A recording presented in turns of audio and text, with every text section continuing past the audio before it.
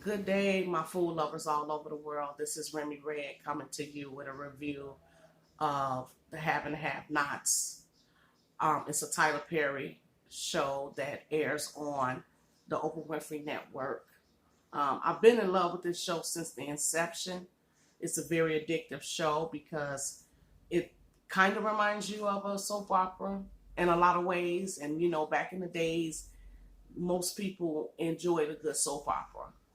Um, but it's thought provoking, it's gritty, it's dangerous, it's unbelievable at times. It can take you through so many different emotions because of the cast and how the show is written and how the acting is executed.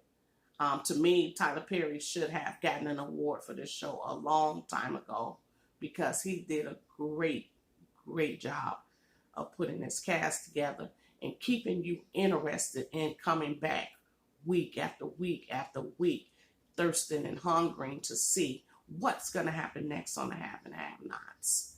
Um, I'm not going to talk about the prior seasons. I'm not going to go into that. If you haven't caught up on them, take an opportunity to catch up on them. You can catch up on them on the Oprah Winfrey Network, and then you'll be right here in this present moment with me. I'm just going to talk about this season here. This season here has been, wow, it's been so deep, and the way that I could explain it is like, it's so much going on. You have Jeffrey with a lover that's very jealous and insecure and violent, and he's a dangerous man. Jeffrey continues to put himself in a situation where he's around this young man. He loves someone who is not good for him. And in a lot of ways, he reminds me of his dad because his dad stayed with Veronica for so many years, knowing what kind of person she really is. And her character is not really that great of a person. She's a very evil, destructive character. She's self-destructive, and she destructs everything around her. And she's just a bitter character. And she doesn't like the fact that her son Jeffrey is a homosexual who's in love with a man. She's in denial. She thinks that some kind of way she can change him from being who he is naturally. He likes men. That's it. That's all. It's nothing that she'll be able to do about that. But she's always trying to find a way to transform him into the son that she would really like to have. One who loves women, and that is a heterosexual person. But that's not going to happen because that's not who Jeffrey is. And I don't know if she'll ever get that point or get it and just accept him for who he is. It's just not in her to do that. She's just not going to do it. She's been very cruel to him over the seasons, and he's at a point now where he doesn't even care for her. He don't even like her. And some of the things that she said to him, you can't really blame him if he didn't care for her anymore. David is her ex-husband, well, not ex-husband, they're still married. I don't think they've gotten a divorce yet. He's disgusted with her as well because of the things that she's done to him. And he's pretending to be nice to her, but it's not sincere. And I'll get to what happened on this last episode, but I'm just going to leave you right there just to jump into some other characters. What I liked about um, the mom and the daughter forgiving each other this season, it was so healing, and it felt so good for them to finally come to a place where they could find peace with one another because they haven't had peace with one another. Candace is another cruel character, another person who has been bitter over the seasons and have done a lot of things to hurt a lot of people. But this season, she found love. She was able to be vulnerable. We were able to see her soft side. We were able to say, damn, she is human after all. Because, you know, the way her character is, it would have you maybe think like, does she have any type of good in her? You know, we know that she has a loyalty to her brother, and she's always shown a love for him. But for people around, other people around, you just don't see that love from her. And so when you see this softer side start to unveil, you see the human in her. You realize all the pain that she's kept bottled up all these years, and why she's been such of a bitch that she's been. But we haven't been able to see why Veronica is the way that she is. That hasn't come out, and at this point I still haven't felt any type of love for her. She's just a evil person.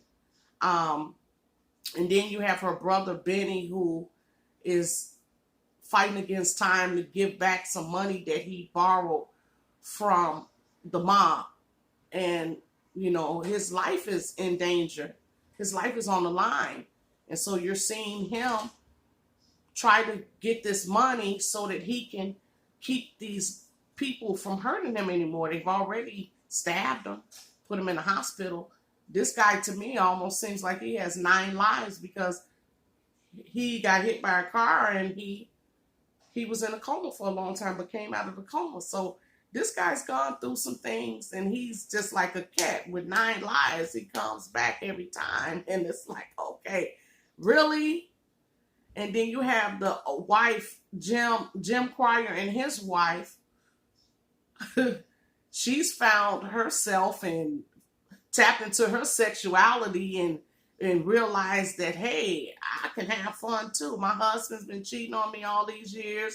I haven't been out there in the streets. She starts to get out there in them streets. She started meeting some guys, and she have a good old time. And I can't say I was mad at her character for tapping back into herself and realizing, yes, I'm still a beautiful woman. I can be seen as someone that can be sexual and enjoy myself and get the things that I've been yearning for and needing for years. And I was like, yes. Now, I'm not going to say I'm into the menage a trois part of it, but hey, she was doing her, and I enjoyed it. I'm like, go ahead, lady. Yes. Knock them cobwebs off. Yes. So I enjoyed that. She's been just more vibrant, and it looks like her character's lost some weight. So she's looking really, really, really good. Let me see who else I want to touch on.